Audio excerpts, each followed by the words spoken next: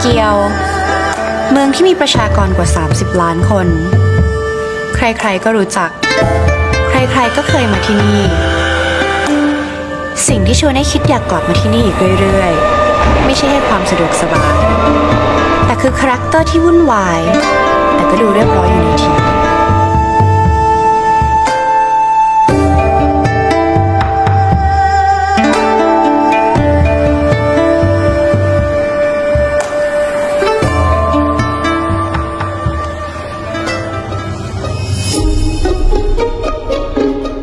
ในชีวิตที่ดูเรียบร้อนคนญี่ปุ่นก็ยังมีเวลาให้กับงานอดิเรกถึงขนาดมีธุรกิจขึ้นมารองรับอย่างเป็นเรื่องเป็นราวที่เราเคยเห็นว่ามันเป็นแค่เรื่องเล่นๆมันอาจจะยิ่งใหญ่กว่าที่เราคิดไว้มากไม่น่าเชื่อใช่ไหมว่าทั้งมังงะและอนิเมะล้วนได้รับความนิยมอย่างมากธุรกิจหลากหลายชนิดที่เกิดขึ้นมาในอุตสาหกรรมนี้มีเม็ดเงินสะพัดจำนวนมหาศาลในระดับที่รัฐบาลญี่ปุ่นเล็งเห็นความสำคัญจนต้องให้การสนับสนุนทั้งทางตรงและทางอ้อมซึ่งเรียกรวมกันว่าอุตสาหกรรมเนื้อหาหรือ Content Industry Studio Cosplay ก็เป็นอีกหนึ่งในธุรกิจที่เกิดขึ้นมารองรับความต้องการพื้นที่ทั้งหมดของสตูดิโอเป็นของเราเมื่อถึงเวลาที่จองไว้ทางสตูดิโอเตรียมทุกอย่างให้พร้อมสับตั้งแต่ชนิดของคาแรคเตอร์ในแคตตาล็อกฉากสำหรับถ่ายรูปมีบริการทั้งเสื้อผ้าและการแต่งหน้าทำผมอยากเป็นใครเป็นตัวไหนก็เป็นได้เลย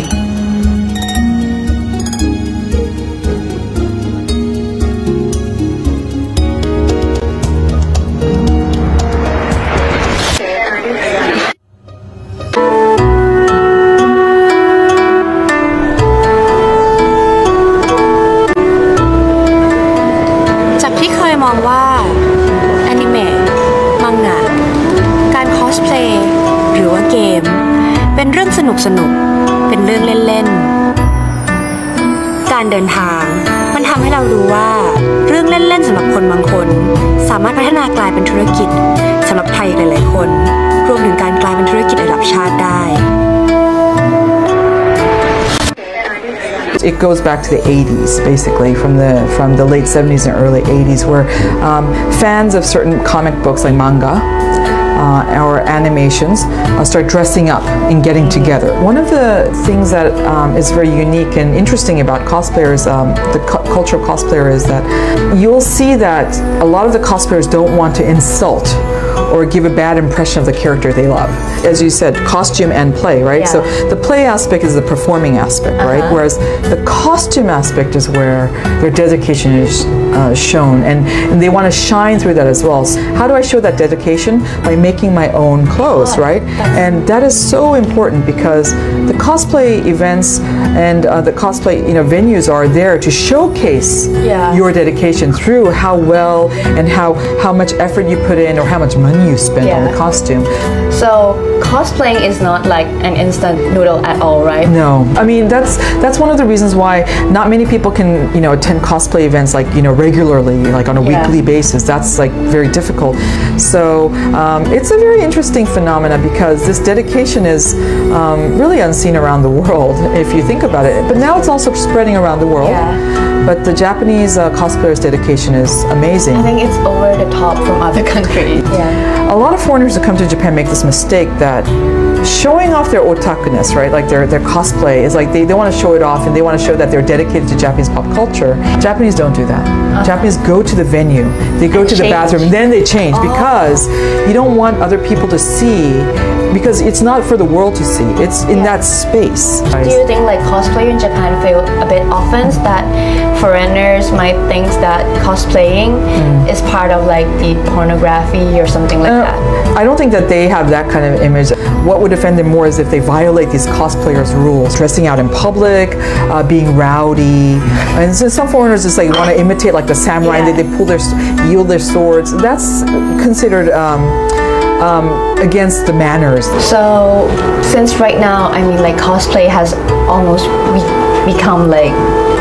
quite of a big subculture in Japan. Is there any government support? There's no direct financial support, but in 2006, the Ministry of Foreign Affairs joined in and they started like hosting the World Cosplay Summit, where all around the world and all the Japanese consulates around the world, they would have manga exhibitions. Cosplaying is deeply connected to the manga and anime and the video game industries, which is what they call the content industry in Japan. And the content industry initially started on the six industries. It was like the video game, anime, manga, and films, live action films, television programs, and music. How does it become this important? They found that the combination of these media industries, the content industry, the total revenue was at 11 trillion yen, which was almost equivalent to the Toyota's revenue of 13 trillion yen. So when you think about like the scale of the so-called content, the media industries, the content industry, you cannot call it a small culture. And so in that sense, I would say that's how it became big. In 2009, the Japanese government changed the so-called, this content industry to the name Cool Japan, officially.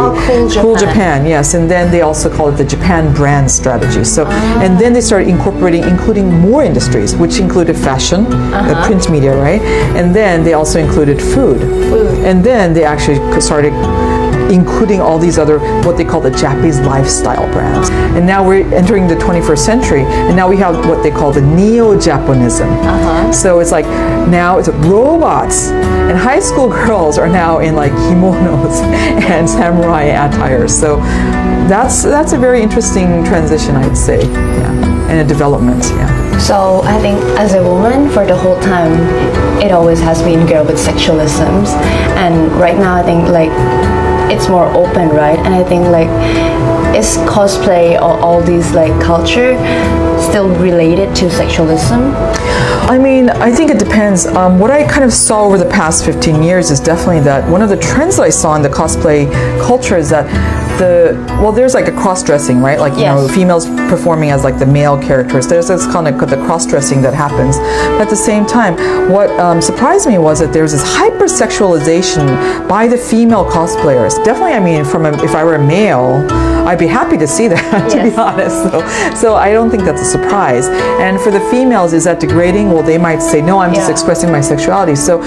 we can't really argue. But from a sociological perspective, I do see that even if the cosplayer themselves might not think that they're being sexualized, they're not aiming to be sexualized when they dress up as their favorite character, there's definitely what we call the male gaze, where there is this kind of stereotype and this bias against women who are overly exposing. There's definitely this kind of sexualization process that I do see and I witness happening.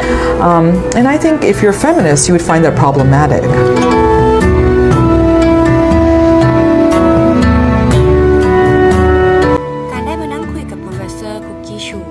ทำให้เรากลับมาคิดแล้วก็พิจารณากับตัวเองอีกครั้งทุกๆประสบการณ์ที่เราได้รับมันก็มีทั้งด้านที่สวยงามและไม่สวยงาม